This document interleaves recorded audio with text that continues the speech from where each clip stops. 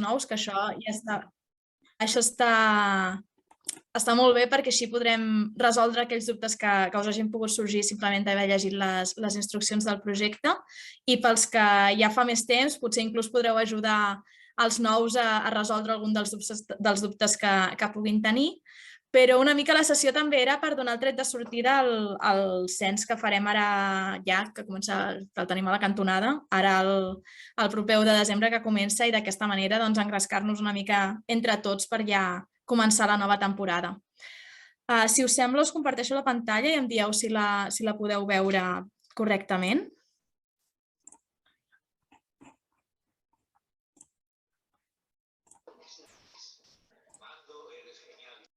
Vale. Ho veieu bé? Sí, sí que sí. Perfecte.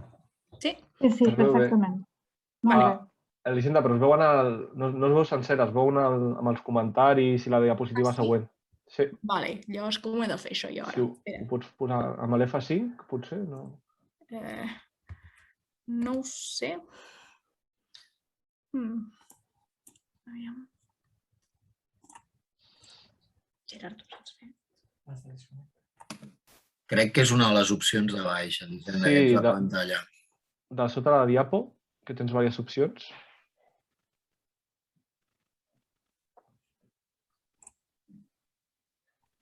Ara, perfecte. Vale, doncs, aviam, faré petita la pestanya d'aquesta, que si no, no sé si també la veieu aquí marcada. Doncs res, benvinguts a tots. Abans de res em presento, ara no sé si em veieu la cara o no, però tots els nous sí que ja he anat parlant amb cadascun de vosaltres quan heu anat agafant els nous itineraris, però em dic Elisenda i des de fa 3 mesos, ben just, estic coordinant el projecte, però també estan aquí el David i el Marc, els que ja porteu més temps, els teniu més per mà, inclús que jo, així que qualsevol coseta ja em donaran un cop de mà si és necessari. Com molts de vosaltres heu començat fa poc, fem 4 pinzellades del que és el projecte. Molts sabreu ja que va començar el 2002 i el SOC és el seguiment dels ocells comuns de Catalunya, i va començar per fer un seguiment a llarg termini de les poblacions d'ocells.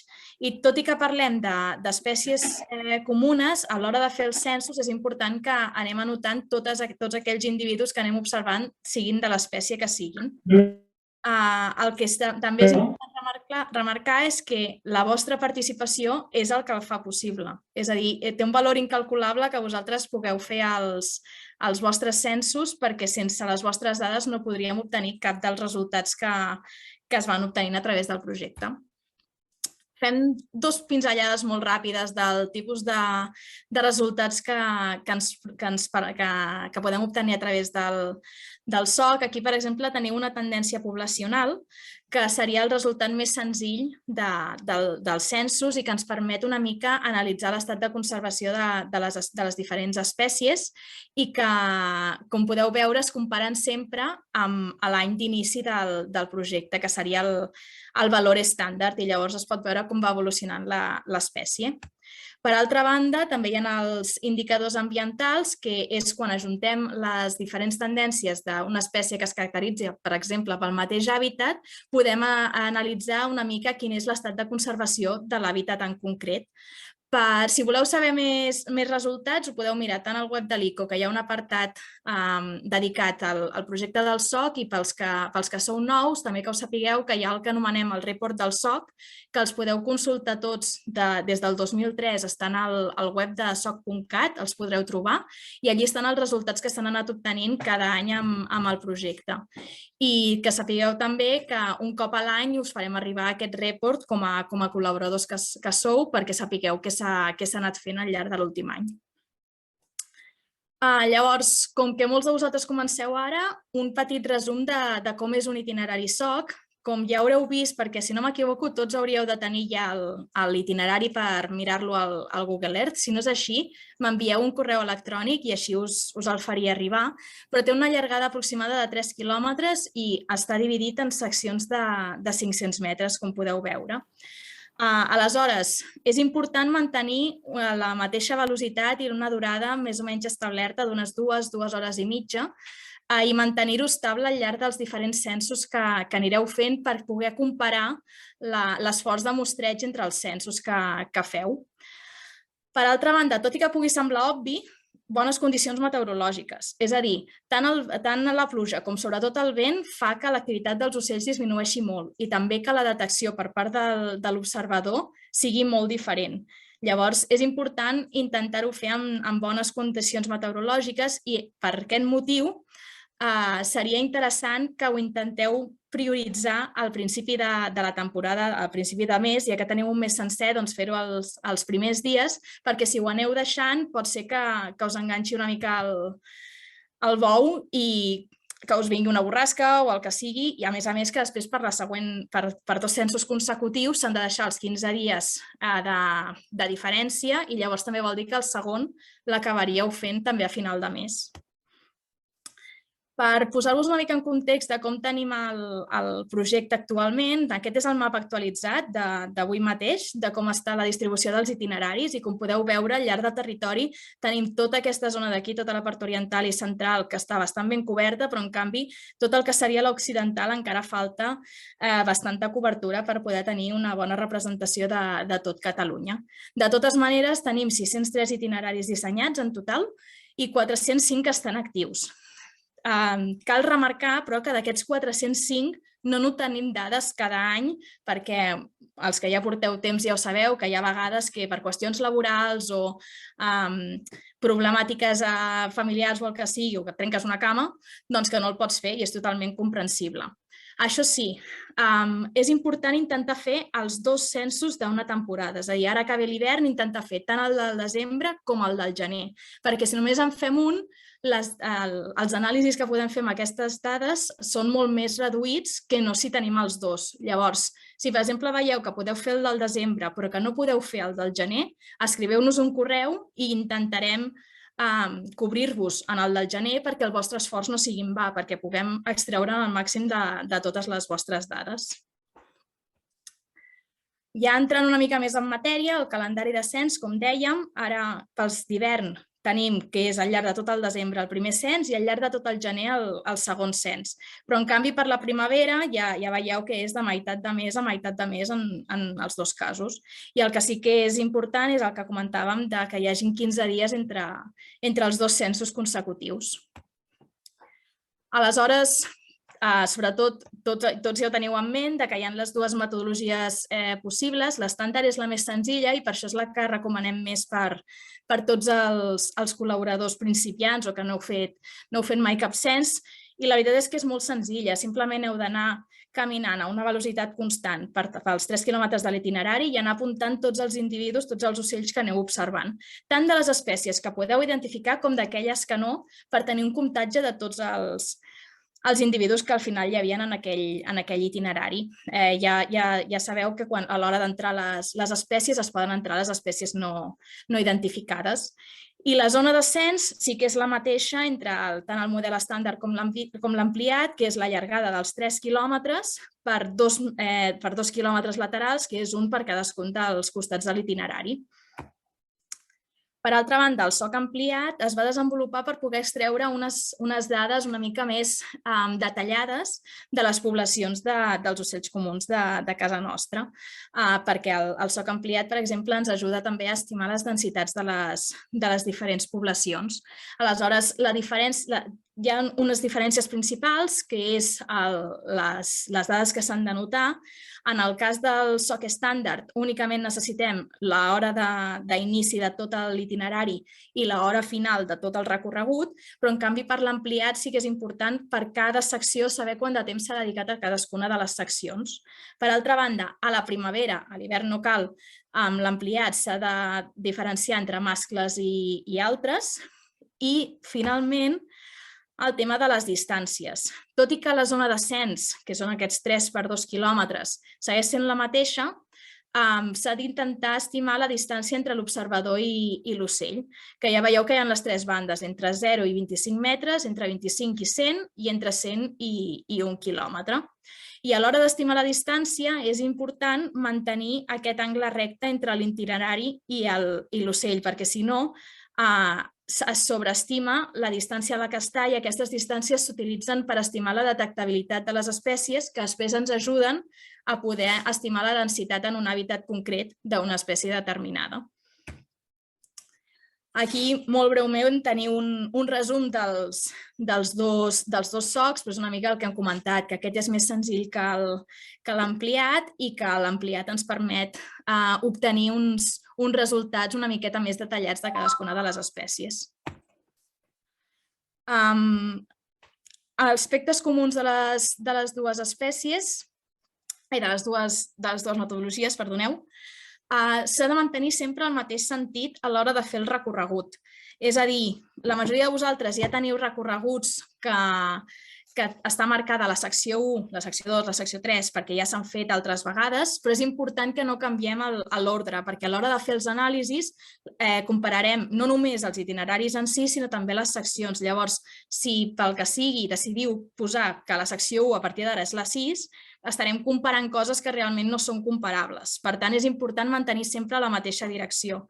I per aquells itineraris que hem dissenyat els últims mesos per vosaltres, en teoria ja ho hem fet d'aquesta manera, però assegureu-vos que el sol us queda a l'esquena, és a dir, que l'itinerari l'acabem fent d'est a oest per maximitzar que puguem identificar i detectar tots els individus.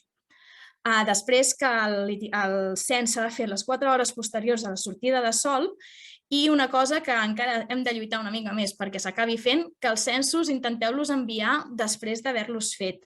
Per 2 motius. El primer és perquè tindreu molt més fresques totes les dades que heu obtingut i quan el passeu a net sabreu exactament allò que havíeu observat. Per tant, si a l'hora d'escriure heu fet algun error, encara us en recordareu per veure què és allò que estàveu escrivint. I el segon motiu és perquè així ja us en podeu oblidar. Si no, hem d'anar una mica al darrere perquè ens acabeu enviant les dades. Llavors, per això us recomanem això d'enviar-nos els censos d'hivern abans del 15 de març i els censos de primavera abans del 15 de setembre. Mirem així per sobre molt ràpidament la part comuna de les dues metodologies de la fitxa. També us l'he posat per això que comentava, que s'hauria d'intentar omplir quan estigueu fent el cens, perquè d'aquesta manera no us en oblidareu, per exemple, de les condicions meteorològiques. Si la intenteu omplir un mes després d'haver fet el cens, és molt probable que ja no recordem quina temperatura hi havia, per exemple.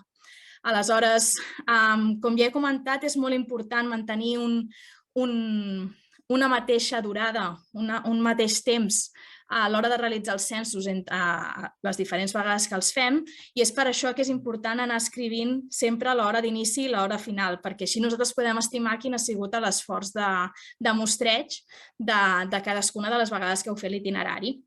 Després, pel tema de les condicions meteorològiques, alguns de vosaltres, per exemple, ens havíeu comentat que a l'inici feia molt de fred i al final feia molta calor i que llavors no acabava quedant en cap d'aquestes temperatures. Llavors, potser el que seria recomanable és que feu una mitjana, que aquesta part la deixeu pel final de... Tota aquesta part de meteorologia la deixeu pel final de l'itinerari i feu una mitjana de com ha sigut al llarg del recorregut. Per aquells que porteu més temps, sabeu que quan entràvem les dades a través del mòdul d'Access podíeu entrar també les espècies que s'havien vist fora de cens i que ara a través d'Ornitho directament a dintre del mòdul del SOC no es pot fer. De totes maneres, no està de més si vosaltres voleu fer-vos una llista d'espècies independent i també la pugeu i d'aquesta manera aquestes dades que heu anat recollint no es perden. Però el que és important és que no les entreu a dintre del cens perquè si no aquest esforç de mostreig que comentàvem ja no seria real perquè esteu incloent espècies que realment no s'han vist durant el cens. I finalment, en quant als comptes de si compteu mamífers o no, aquí sí que demanem una mica de coherència És a dir, no val això de dir avui no he vist mamífers, per tant en dic que no en compto, però la setmana que ve veig un senglar i llavors dic que sí que n'he vist. És a dir, intenteu decidir amb anterioritat de, vale, avui si veig mamífers els comptaré. Vale, doncs si no en veig és que sí, però no n'he vist. Però no fem això de dir no perquè no n'he vist, perquè llavors després és una mica complicat realment analitzar les dades si en algun moment es volgués fer. Potser ara venen les dues diapositives que més poden interessar els que ja porteu més temps i després podem dedicar un momentet a que feu dubtes, que jo crec que serà la part més interessant, però una mica és el tema dels dobles comptatges.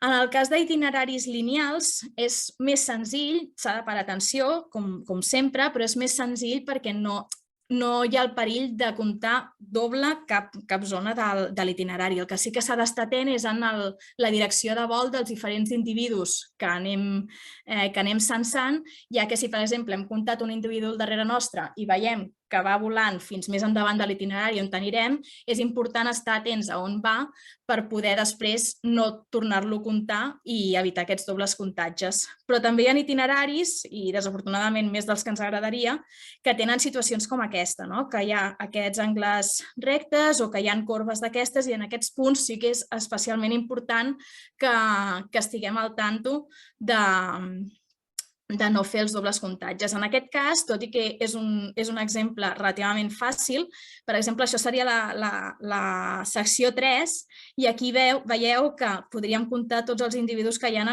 als dos costats de l'itinerari i un cop arribem a la secció 4 ens centrem principalment únicament al costat esquerre i aquí, que és un hàbitat diferent, doncs també els comptem, però tots els ocells que estarien aquí, que és un hàbitat que no coincideix, és molt difícil que un individu d'aquí hagi volat cap aquí.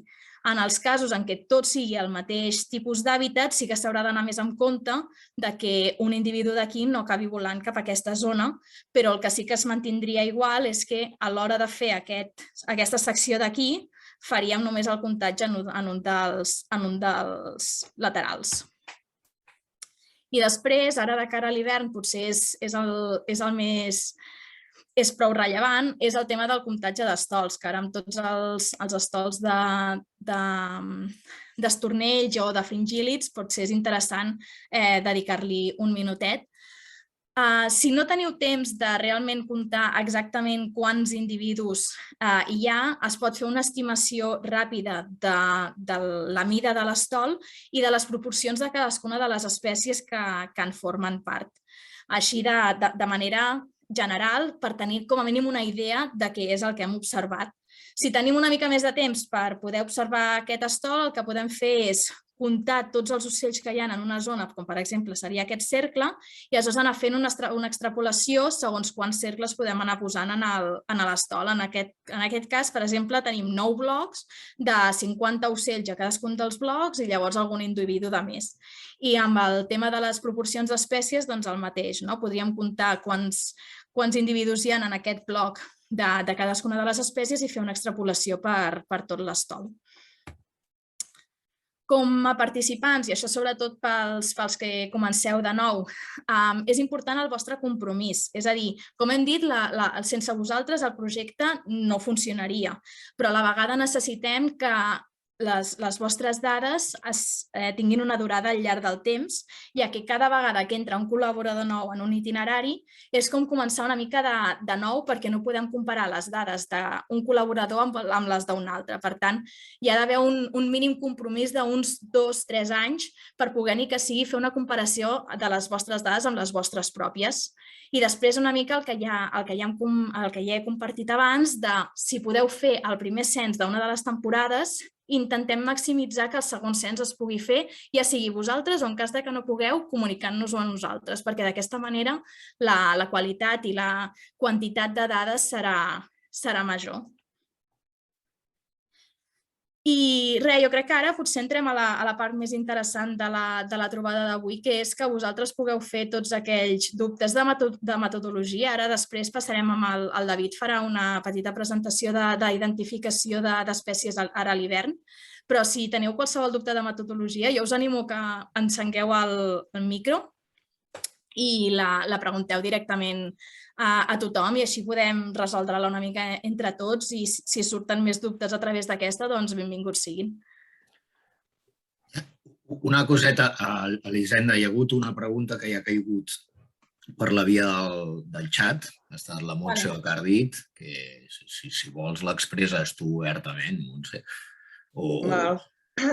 Estic aquí, Sí, volia preguntar perquè crec que temps enrere s'havia comentat que en itineraris d'alta muntanya les dates del cens podien variar una mica i hi havia més flexibilitat i era si això encara era així i recordar com era, perquè crec que ho vaig intentar buscar a la informació de metodologia i no ho vaig saber trobar i era per saber si segueix vigent això. És així. Tens raó, Montse. Sí que és veritat que no està en cap lloc. Em sembla que és una cosa d'aquestes que hem anat fent de manera extraoficial, no, Marc? Que en determinats itineraris d'alta muntanya, no a l'hivern, perquè moltes vegades són itineraris que a l'hivern a vegades literalment són impracticables, molts d'ells. Altres no, altres es poden fer. Però és sobretot pel tema d'itineraris que poden estar nevats a l'hivern, a l'inici de la primavera, vull dir, quan comencen les dates oficials del SOC, encara hi ha molt de gel, hi ha molta neu que està cobrint part de l'itinerari. Llavors, els ocells d'alta muntanya a vegades van una miqueta més tard que la resta. Llavors, es pot atrasar una miqueta tant el primer cens de primavera com el segon, entre normalment uns 15 dies, a vegades donem, en algun cas, sobretot el segon cens de primavera, l'hem arribat a allargar fins a les primeres setmanes del juliol, fins i tot. Ja et dic, no és una cosa molt oficial, depèn molt també de com funciona el desgel aquell any a cada itinerari. Llavors, per això no hi ha una data oficial a la metodologia, però va una mica per aquesta banda. A l'hivern no hi ha aquesta consideració perquè en principi, els ocells que hi ha a l'hivern ja estan al desembre, estan tots al puesto i al gener igual. No varia tant com pot variar la primavera en el cas de que tinguis una nevada encara que pugui tapar l'itinerari. Com una miqueta com a norma general amb aquests itineraris de muntanya, pensàvem tot el mes de maig per la primera sessió i el mig de juny per la segona.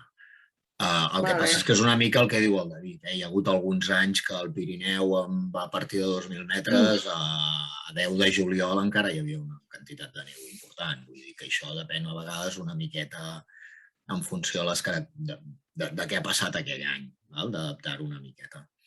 Aquest tema de canviar una miqueta les dates es pot fins i tot apurar una miqueta amb algun itinerari. Si un dia pel que sigui durant el mes de gener jo no he pogut fer el cens meu d'això i me n'haig d'anar el 2 de febrer, tampoc acceptem pulpo, per dir-ho.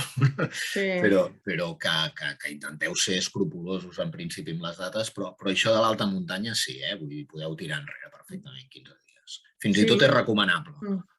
L'únic que passa a vegades és que si no et s'aninyeixes amb la data no et deixa ficar que és primer cens o segon cens.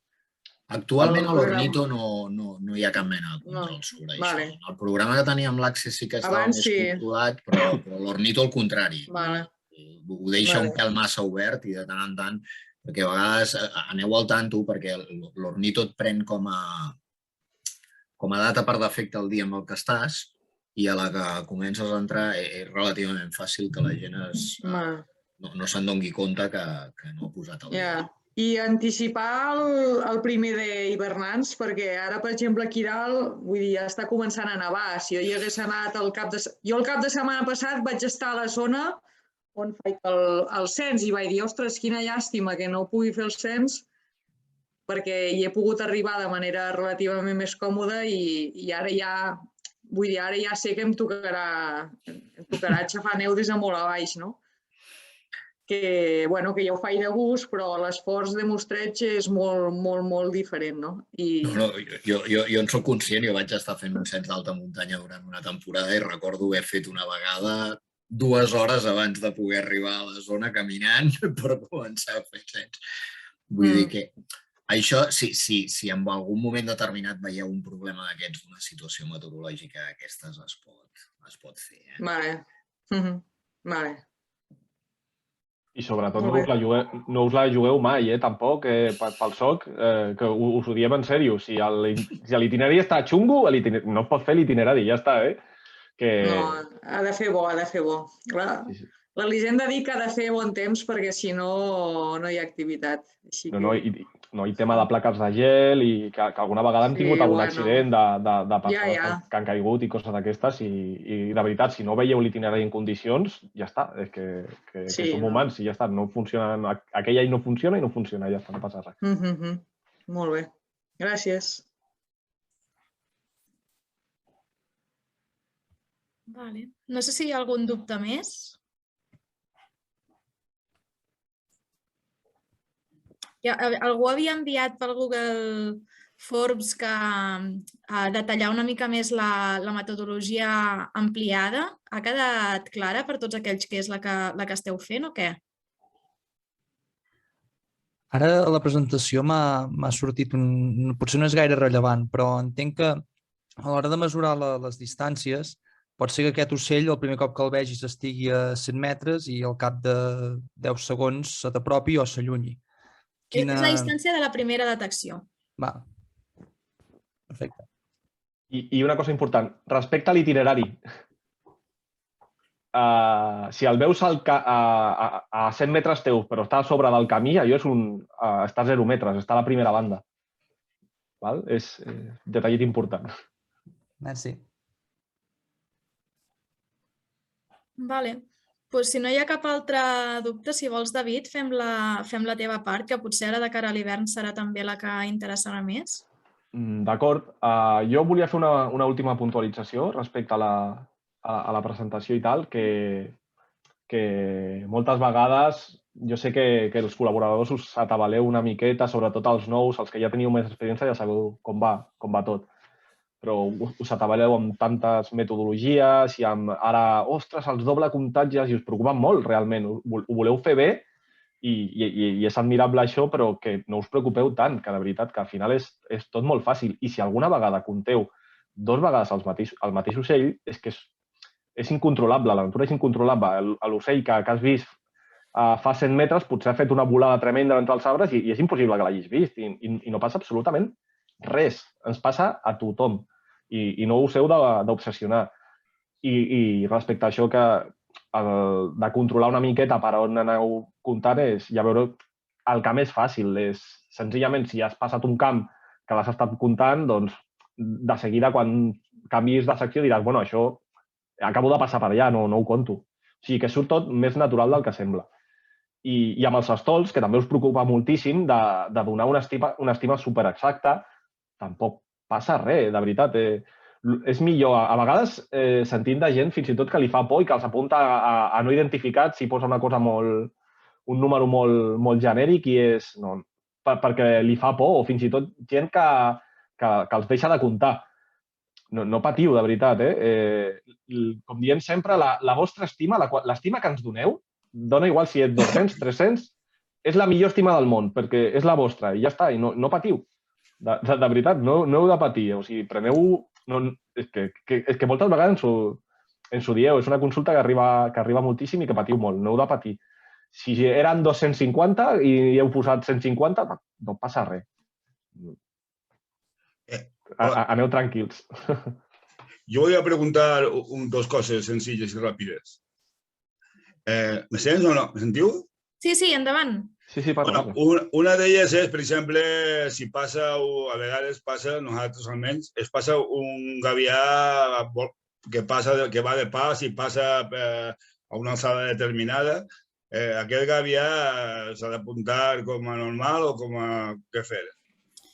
Quan els ocells volen molt amunt i, a més, sabem que no baixaran al llarg de l'itinerari on que estem mostrejant, es compten com a que sobrevolen o migren.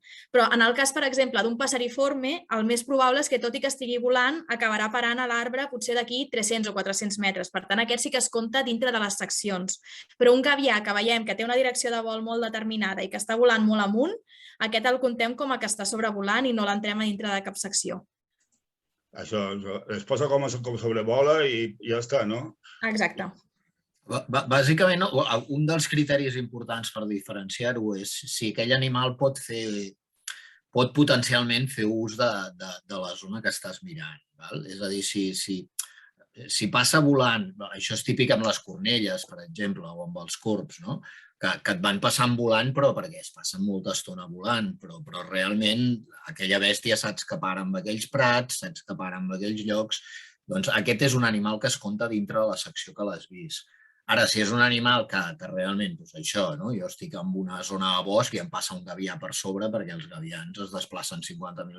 Aquest sí que és un cas clar de sobrevolen. Però bàsicament la diferència és aquesta de si realment és una espècie que fa servir habitualment aquella zona. Sí, és el mateix cas dels migrants. A vegades veus que migren allà a prendre pel sac i aquells també que sobrevolen i ja està, no? Exacte. I després hi ha la història dels estornells. Els estornells, així en el camp és impossible de distingir. Jo sempre apuntem que l'ESP, però no sé si està molt bé. Està perfecte. De fet, nosaltres els tractem a l'hora de fer tendències i molts dels nostres anàlisis els tractem com a una unitat, esturnus SP, i ja està, perquè realment és molt complicat de diferenciar-los al camp. Llavors els tractem de manera conjunta, o sigui, no patiu. Si no arribeu a veure'ls bé, esturnus SP. Però, vaja, sense cap problema. Els que pugueu diferenciar no està més apuntar-los, però si ho veieu clar, perquè llavors a vegades podem valorar, es poden fer estimacions de quin tant per cent d'una espècie i de l'altra ja. Però tot i així són estimacions molt aproximades i que realment deixa molt que desitjar. Per tant, al final, esturnus SP i tira que te va. I també a l'hora de ornito, un comentari molt ràpid, que sapigueu que no es pot entrar com a esturnus SP, sinó que heu d'escriure esturnus unicolor /vulgaris. Perquè ornito no surt com a esturnus SP, sinó com a esturnus unicolor /vulgaris.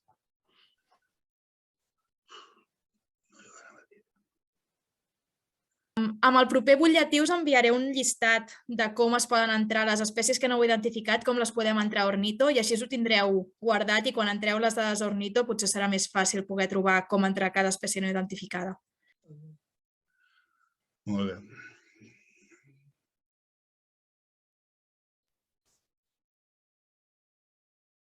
Vale, doncs, si no hi ha cap dubte més, David? Val, molt bé, doncs, a veure, comparteixo jo directament o has de deixar de compartir tu primer, Elisenda? No sé com funciona. Crec que tu pots compartir directament. Sí? No està compartint ella ara, Val, a veure, es veu ja? Sí, estàs començant. Es veu sencera bé? Es veu tot bé? Val, molt bé. Doncs bé, jo he preparat per avui un mini taller d'aquests d'espècies conflictives que fem a vegades. I com avui en principi heu vingut molts dels col·laboradors clàssics ja, que porteu unes bones temporades amb nosaltres, però també era una miqueta per col·laboradors novells que entraven.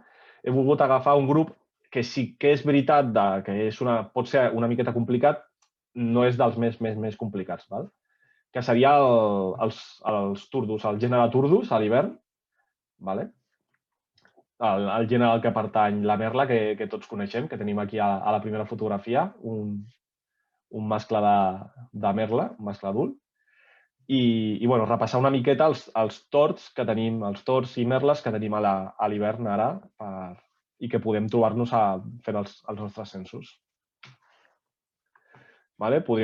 Aquí tindríem un primer un primer túrdit, vale? Aquí tindríem una altra espècie i aquí tindríem una tercera.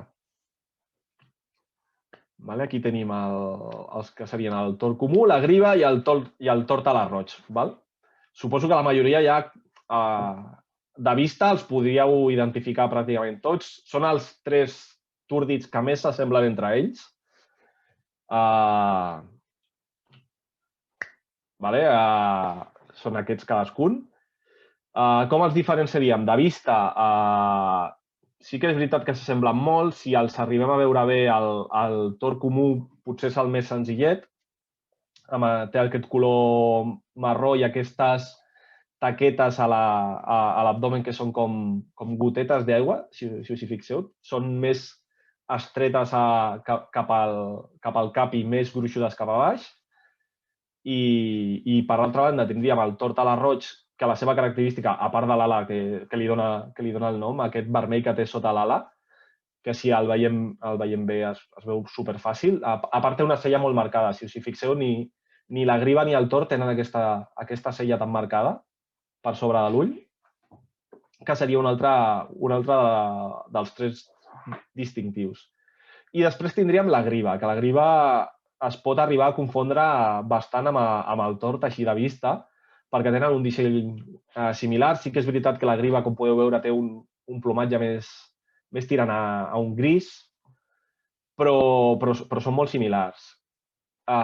Si us hi fixeu també, si l'arribeu a veure bé, les taques de la griva són circulars, tenen com forma pràcticament rodona o una mica ovoidal, però no tenen aquesta forma de gota que té la del tord.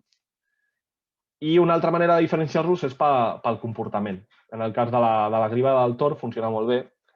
En trets generals, quan aixeques un tord, passes pel camí, els tords i les grives moltes vegades estan menjant a terra i és fàcil aixecar-los.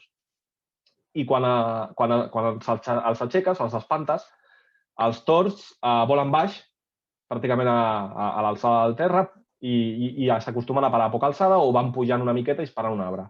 Les grives tiren bastant cap a dalt i acaben parant-se a les parts de dalt dels arbres. De seguida s'aixequen molt més alt que els tords. I l'altra manera de diferenciar-los seria pels reclams. Els reclams de cada espècie, que són particulars i són molt diferents. El tord és el que té el reclam més discret i més fàcil de que te'l perdis. També és habitual que en el moment d'aixecar-los reclamin. O sigui que si en un moment aixeques una d'aquestes espècies, reclamaran segurament. I també és possible que els vagis escoltant o que passin volant per sobre i vagin fent aquest tipus de reclam. Mira, us poso el del tord perquè l'escolteu. Són una miqueta baixet i és molt, molt, molt poqueta cosa. Haureu d'estar una miqueta atents.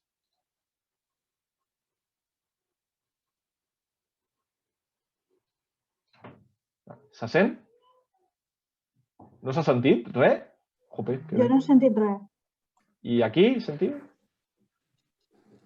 Pot ser que l'estiguis sentint tu perquè portes els auriculars? No.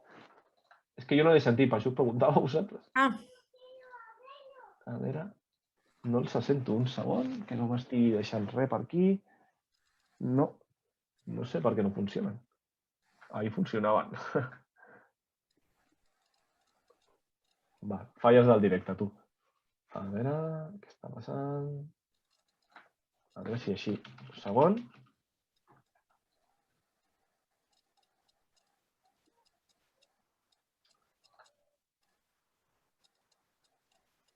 Quina ràbia, no se senten, tu. Hosti, no sé per què no funciona això ara. Ai!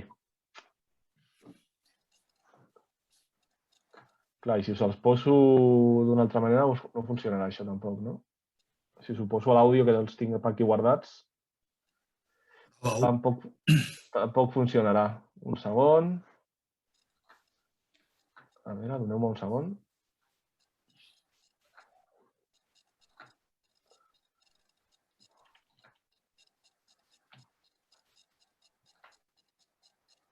Mentre aprofito aquest moment mentre li dono temps al David per solucionar això.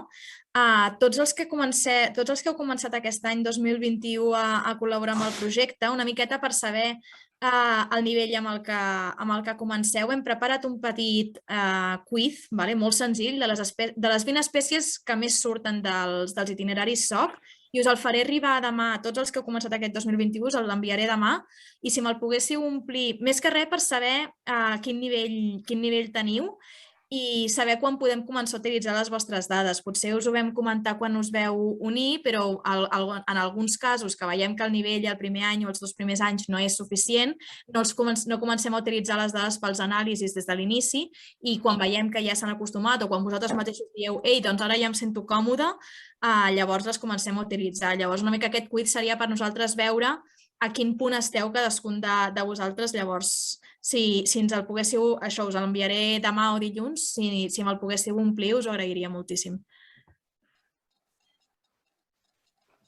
Un segon.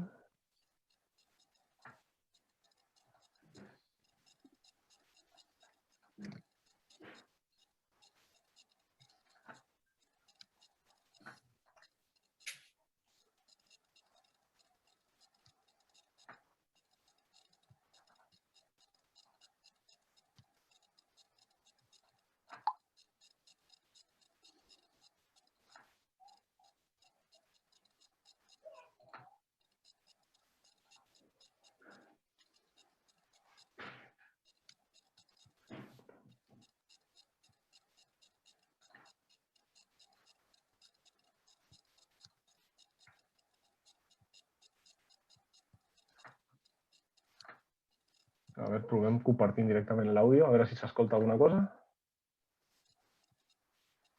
S'escolta?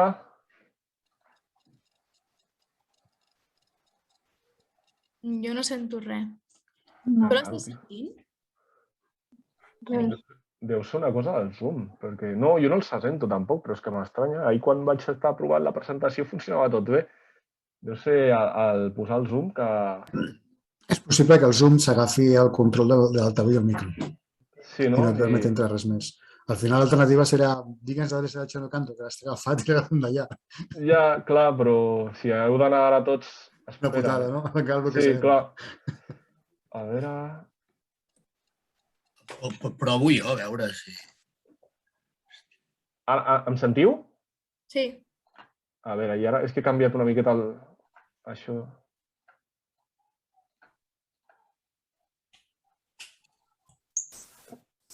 Esteu sentint alguna cosa, ara?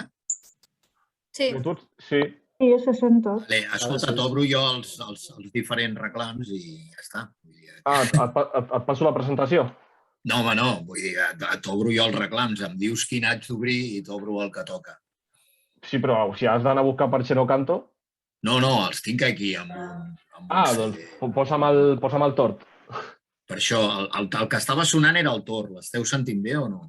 Espera, que canvio i torno a posar la presentació de pantalla. Jo sentir-ho l'he sentit. A veure...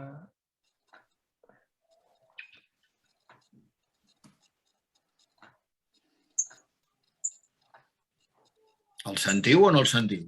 Sí que se sent. Sí. Sí, ara sí. Val, doncs això, el tort és un zip molt breu, el va repetint molt, però és superfinet, el fa bastant baixet moltes vegades. Sí que és veritat que és el més fàcil d'habituar-se, perquè sobretot a l'època de migració, a qualsevol lloc que sortiu, per qualsevol ciutat, comencen a passar els torts per dalt i llavors els sents i pots anar practicant-ho. Però és el més discret de tots i el que costa una miqueta més de detectar. En canvi, el de l'Iliacus, si ara ens el posa al mar, ja veureu que és molt semblant, però és més llarg. És com... l'allarga bastant més. No és el xip tan curtet i fluixet que fa el tort.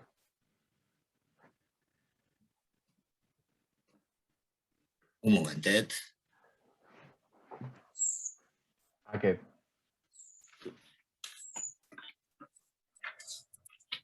Aquí costa una miqueta més de diferència també, perquè s'escolta una miqueta fluix i tal, però si proveu de buscar àudios al Xeno Canto ja veureu que es diferencia millor. Realment El tort és un molt, molt, molt, molt curtet i el tort a l'arroig la llarga. És un xip. Sí que s'aprecia. Sí, ho arribo a apreciar, no? Mhm. Molt bé. I ara ens queda la griva, que la griva ja és un rotllo totalment diferent, ja veureu. Aquí ja sí que ja no hi ha confusió. En el reclam és entre el tort i el tort a l'arroig on podeu tindre més problemes. Un momentet que et busco aquest riel de la griva.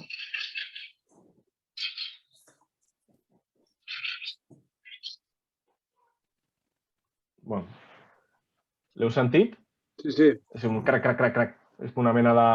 S'assembla fins i tot una miqueta a vegades pot recordar a un cargolet, una miqueta el que fa un cargolet, el trrr que fa el cargolet, però més lent i més fort. Ja veieu que no s'assembla en res. Llavors, moltes vegades quan l'aixeques i fa el trrr, trrr, trrr, és la griva. I si aixeques l'ocell que s'aixeca fa un xip, doncs llavors ja està, és un tort. És la manera més fàcil de diferenciar-lo, perquè clar, ara us posem aquí les imatges i és molt maco i és molt fàcil dir, vale, això és un tort a l'arroig i una griva, però quan s'aixequen al camp i surten volant superràpid costa una miqueta més. Però bueno, és qüestió de tindre diferents eines. Doncs ja sabeu que si s'aixeca i vola baix i a més només ha fet un xip molt curtet, doncs segurament serà un tort.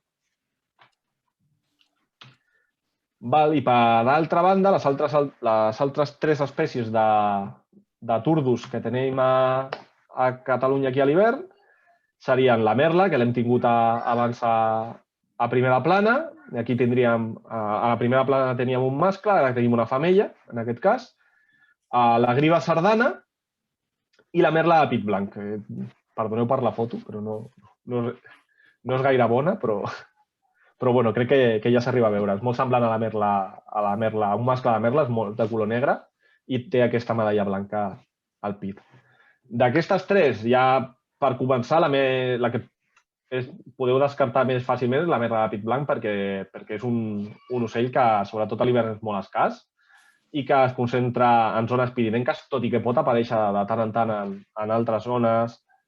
Amb el Marc comentàvem aquest matí que ell té experiència que apareix a vegades en àrees cremades a l'hivern, però en principi és d'àrea més restringida. I amb la griva sardana, doncs, bueno, mira, teniu un ocell que té una mida important i que, a més, té aquest contrast entre el cap, té una cella una mica difuminada, semblant a la del tort a l'arroig, però molt menys marcada, un pit una mica així vermellós i això, el contrast entre el cap, que és gris, i les ales, que es veuen d'un color molt més marronós. Aquestes 3 les he posat aquí, no és perquè es puguin confondre realment entre elles, no és massa complicat, però perquè tingueu en compte que aquestes 3 existeixen també. En qüestió d'hàbitats, els llocs que podeu tindre més complicacions serien sobretot en aquells que tingueu itineraris de fruiterars de secà, amb oliveres o aquest tipus de plantacions, perquè són els hàbitats que acostumen a acumular més espècies de turdus diferents.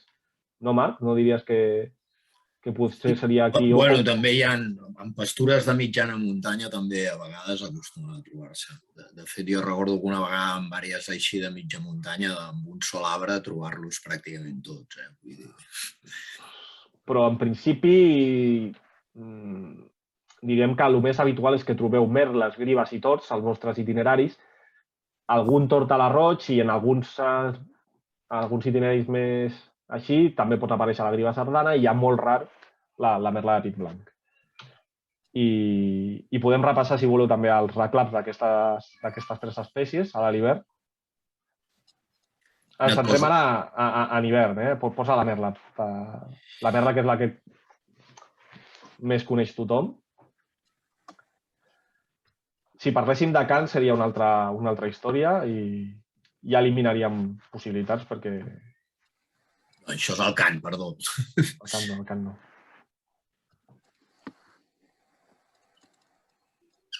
No, aquest em sembla que tampoc. Espera un momentet. Vinga, va, Marc, vinga.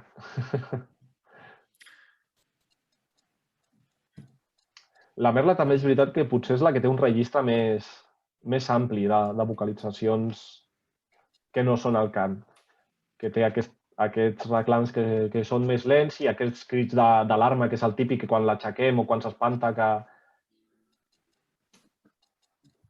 A veure què ens posa el Marc. Teòricament, això són reclams de Merla. És veritat que aquest el fa poquet. El fa poquet, aquest. Sí. Jo posaria més el que s'assembla més a un crit d'alarma, el que fa el crit aquest de ta-ta-ta-ta-ta-ta-ta-ta-ta-ta i marxa. Perdoneu les meves imitacions, que soc dolentíssim jo per aquestes coses, però bueno, els que esteu en aquest mundillo ja m'enteneu una miqueta. Poses un altre o passem, Marc? Fem un altre. Quin vols? No, et deia que si posàvem una altra de Merla o passàvem després. Si posem la Griva Sardana, per exemple. La Griva Sardana, com el seu nom indica, que s'assembla una miqueta més a la Griva, el reclam també s'assembla una miqueta més. Amb el que es pot arribar a confondre's amb el de la Griva, però és una miqueta diferent. A veure si el Marc el pot posar. No se sent? No. Ara, una miqueta. Bueno, és semblant, és com un trrr, també, com el de la Griva, però és més ràpid i més curt, i el so, d'aquestes coses que és una miqueta interpretables, és més com de picar fusta. És com, recorda, és un so més... No sé, no sabria com dir-ho, però a mi em recorda com si fos les caixes aquestes que picàvem quan érem petits, com picar una caixa d'aquestes molt ràpid.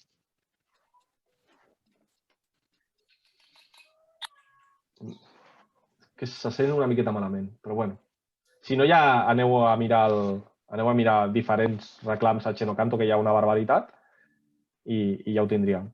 I la merda de Pit Blanc, Marc, si la pots posar...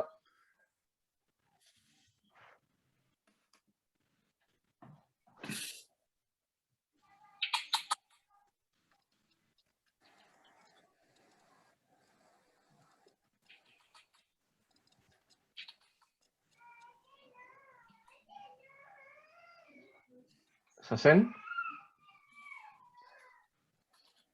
L'has posat, Marc? Sí. Bueno, no s'ha sentit molt. Avui a l'àudio no acaba de tirar gaire bé. Però bueno, la merla de Pit Blanc és similar a la merla, fa aquests tac-tac-tac-tacs una mica pausadets i més pausadets i més espaiats. Val? És com el crit de la merla, el reclam de la merla, però més pausat i més espaiat. Però vaja, no són les dues espècies que es puguin confondre gaire. I bueno, ja estaríem. Aquests són els tots que podeu trobar ara a l'hivern. Sobretot era repassar aquestes tres espècies que crec jo que són les que poden portar més a confusió. El tort, la griva i el tort a roig. Les altres tres són més facilitats, sobretot si es poden veure. I bueno, no està de més repassar un grupet més i tenir alguna coseta més per diferenciar-los al camp. Merci, David. Sé que algú, però no recordo qui, havia demanat alguna diferència entre algun anthus. Si esteu per aquí, podeu dir entre quines espècies ho demanàveu, el David us pot fer la pinzellada.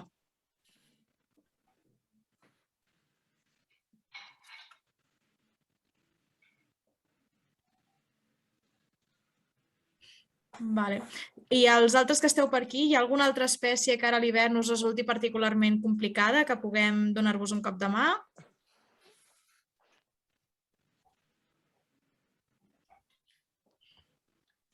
Genial. Tots hi estem llestos pels censos d'hivern, no? Els temes d'identificació sempre tingueu en compte.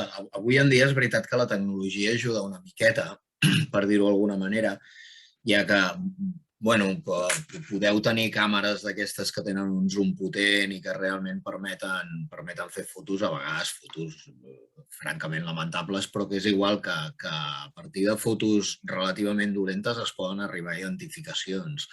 Vull dir que no us talleu a l'hora de, si teniu una càmera d'aquest tipus, de fer una foto al camp i enviar-la, no us talleu de fer una gravació amb el mòbil i enviar-la també per correu electrònic tranquil·lament, perquè amb això sí que us ajudarem en qualsevol cosa que en un moment determinat us pugui ajudar. Val? Vull dir que ho podem fer circular fins i tot entre diversos de l'oficina i arribar doncs, a el que puguem, no? Perquè a vegades però que no tingueu cap inconvenient i no, de veritat, no us talleu absolutament per res. No, avui en dia els mòbils fan unes gravacions molt bones i moltes vegades amb una gravació del mòbil, si ens l'envieu, us podem ajudar una miqueta amb el que sigui. Hola. Hola? Sí, Hola, Núria, sí, se't sent. Sí, no, que volia demanar, amb el picot garser, a vegades quan el sento a l'hivern tinc problemes dels reclams, d'identificar-lo bé. Picot garser gros. El picot garser gros. El picot garser gros, el reclam és com un aneguet de goma, pràcticament. Fa un reclam molt curtet i com molt sonor. A veure si el Marc té algun exemple per aquí que ens el pugui posar. Estic intentant buscar-lo, però ara...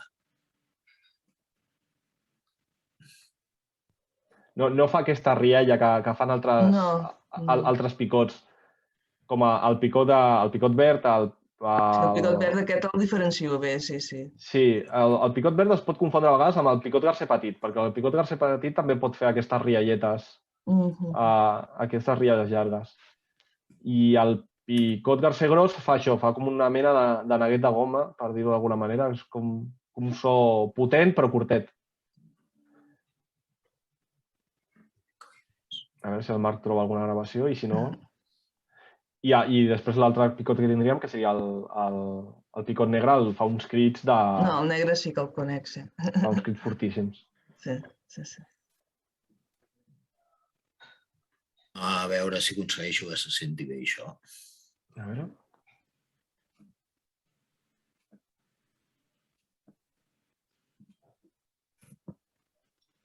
Si no, jo també en tinc un, si voleu que provi. Prova.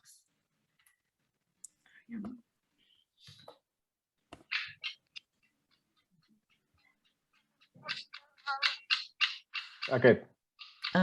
Bueno, aquest de goma, més o menys, no? Com quan l'apretes fa xec. Jo a vegades em dóna, però això és una impressió meva, és que seria com una merla que només fa una nota, saps? Per dir-ho d'alguna manera. Quan fa la merla... Que només fa una nota molt concreta, fa la nota i ja està. La primera nota de la merla s'assembla una miqueta a aquesta. Després la merla la tornen molts, no? Quan fa el crit d'alarma.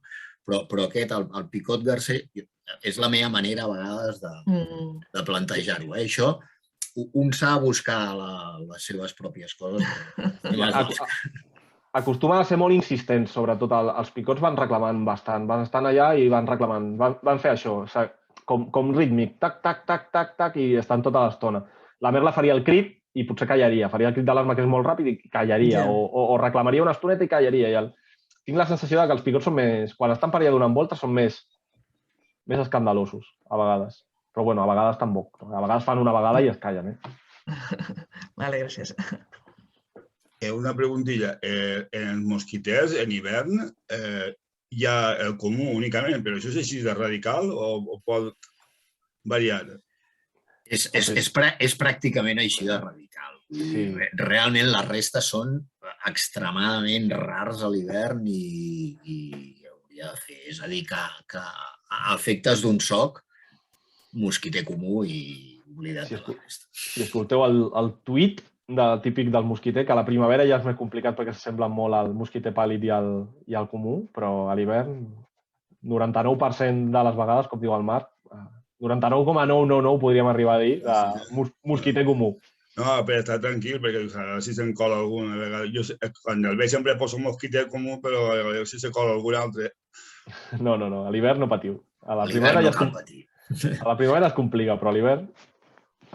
I després, encara que no és d'hivern, els falciots, el falciot pàl·lid aquest, no n'hi ha forma de poder-lo distingir-lo mai. Són molt complicats. Són realment complicats. Jo sé que hi ha gent que diu que els distingeix, jo, francament, jo no sóc capaç. Menos mal que no som aquí. Si t'enganxa en un ambient molt obert, el bitxo està a baixa alçada, fa un dia molt bo, d'aquell que la il·luminació és perfecta, i arribes a veure que el bitxo és marró i no és negre, llavors sí. Però l'has de veure, és més fàcil veure que no pel crit.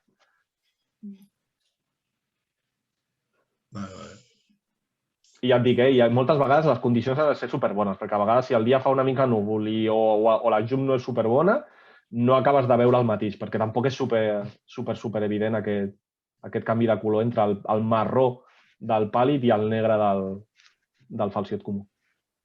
Després, una característica ràpida per distingir els santus, els dos més comuns, la titella i el grasset, què diríem? Doncs mira, jo en aquest, no sé si el Marc, en aquest jo no els tinc tan controlat, el grasset de muntanya realment no el controlo tant. La titella sí que, perquè no m'apareix tant als meus itineraris. La titella sí que la tinc més per mà. En general, el grasset de muntanya és una bèstia majoritàriament de zona humida a l'hivern, i és on és més abundant. En zones així de prats, de mitja muntanya i en zones de conreu és molt més abundant la titella. No vol dir que de tant en tant pugui aparèixer algun grasset de muntanya, però són més aviat escassos. El reclam és una mica més llarg, la titella fa només una nota, un tit, el reclam del grasset de muntanya és una miqueta més llarg, quasi sembla com si es faci dues notes.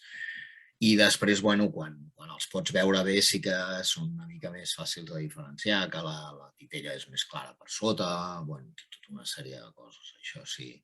Si voleu, podem repescar una presentació que tenia del Martí. El Martí, en unes jornades del SOC, va fer un taller de diferenciació de generantus. El que passa que el va fer per la primavera i sortia també a la piola dels arbres i sortia el trobat, diria.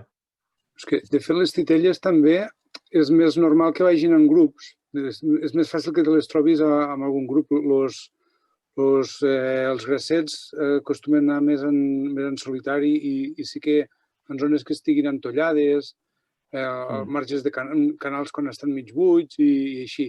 Però sí que és veritat que a vegades que només fins lo reclam o has vist un ocell que marxa però no has pogut veure massa i només en el reclam costa diferencials si és un o l'altre.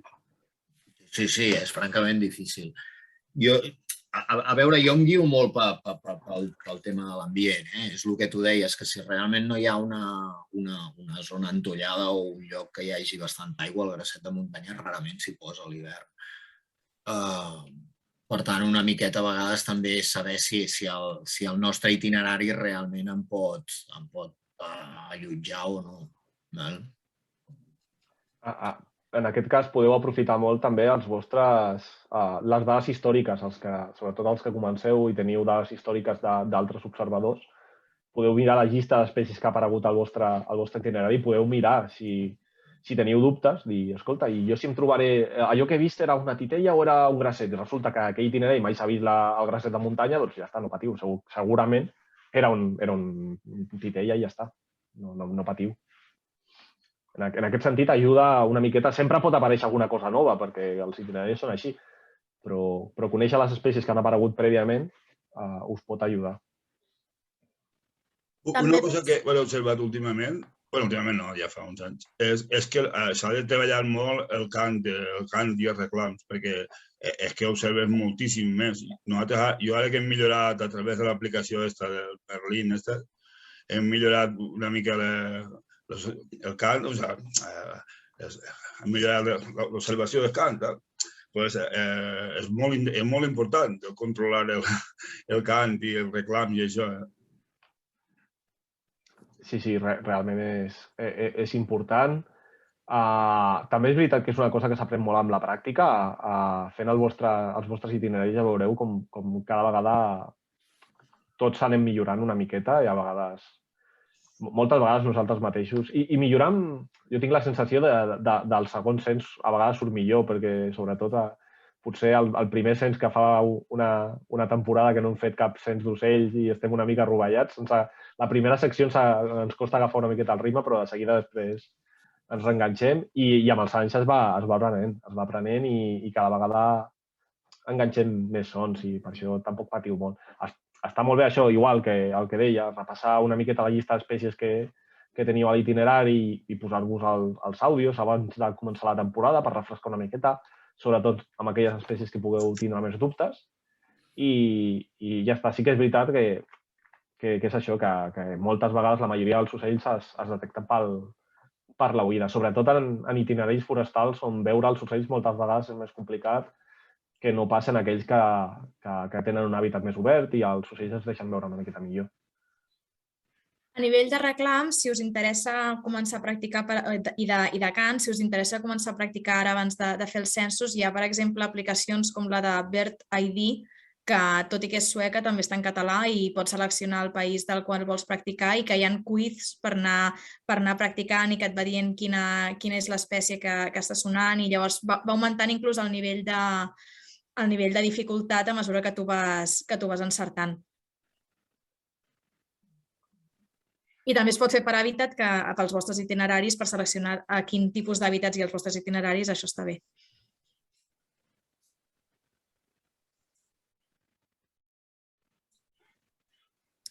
Vale, doncs si no hi ha cap altre dubte, ho deixaríem aquí. Com que és la primera vegada que fem aquesta trobada just abans d'iniciar els censos, aquells que vulgueu i ho trobeu convenient, si voleu, escriviu-me un correu electrònic de què us ha semblat, si us ha agradat la idea aquesta de que fem una petita trobada abans de que comencem la temporada de cens, si preferiu que fem només les jornades cada 2 anys com ho fèiem, per tenir una miqueta de feedback de quin tipus de trobades us agradaria que anéssim fent o si teniu suggerències de com millorar-la, doncs, com sempre, serà benvingut. I per part meva, desitjar-vos a tots molt bon vespre i sobretot que gaudiu molt dels censos que venen ara aquests 2 propers mesos. Jo ja t'avanço que pels que comencem aquesta jornada està molt bé. Aquesta era la intenció. Vale. Prova aconseguida. Vinga, anem per la següent. Doncs vinga, moltíssimes gràcies per tot. A vosaltres. Gràcies. Moltes gràcies. Gràcies. A vosaltres. Moltes gràcies, Mercès.